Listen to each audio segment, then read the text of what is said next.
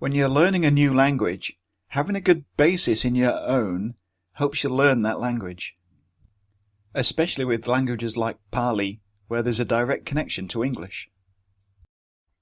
So in the last video we talked about nouns. Nouns are persons, places or things, and sometimes intangible ideas. We talked about verbs. Verbs are the doing words. They're an action or a state of being. And we know we can't have a sentence without a verb or a noun, the thing which is doing the action of the verb. And then there's adjectives. Adjectives describe nouns. They're words like red, loud, wise, and often they're numbers as well. Well, that's a recap, and now we're going to talk about different types of nouns and verbs. Now, let's look at a few sentences. The monk reads a book. The monk reads. The monk is tired. We can think about sentences in terms of doers and receivers, those that have the actions done to them. In the first sentence, the monk is doing the doing. He's the one reading. And the book is being read. It's receiving the action, or the thing which is having the action done to it. Now, if we compare this to our next sentence, the monk reads, here we can see the action stops at the verb reads. So now we can make a very general observation. There's always a noun which is doing the action of the verb, but some verbs have another noun which is receiving the action or having the action done to it. Verbs like this are called transitive. Transitive verbs carry the action across to another noun. And when the action of the verb doesn't affect another noun, these are called intransitive, meaning not transitive. The action stops at the verb. So there's one more type of verb we haven't discussed, and that's the is sentence in the monk is tired. Here the verb is links the left and the right hand side of the sentence, and so they're called linking verbs. We can replace the is with an equal sign and make it into a type of equation. The monk equals tired.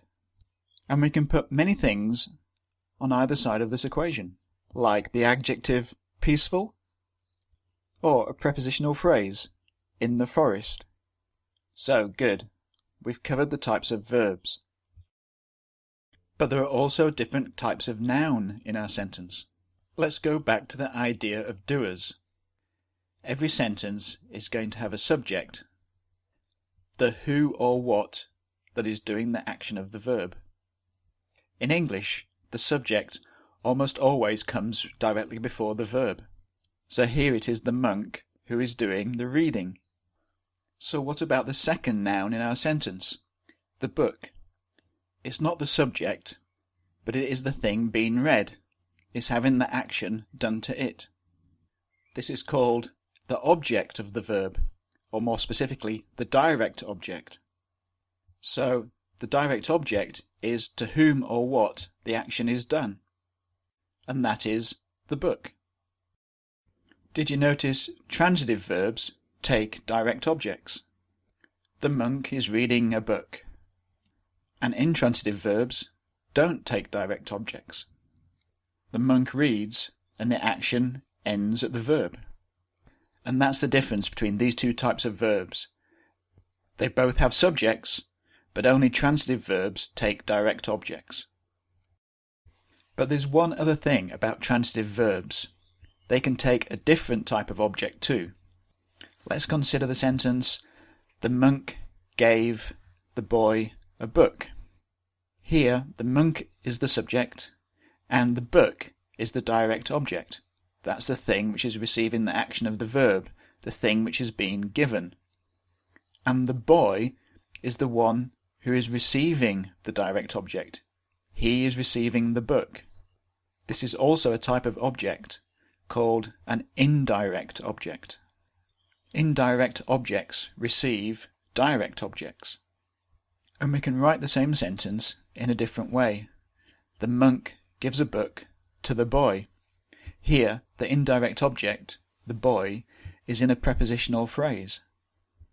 Well, that about wraps it up for nouns. So what have we learned? Well, all sentences must have a verb, which is the action or a state of being.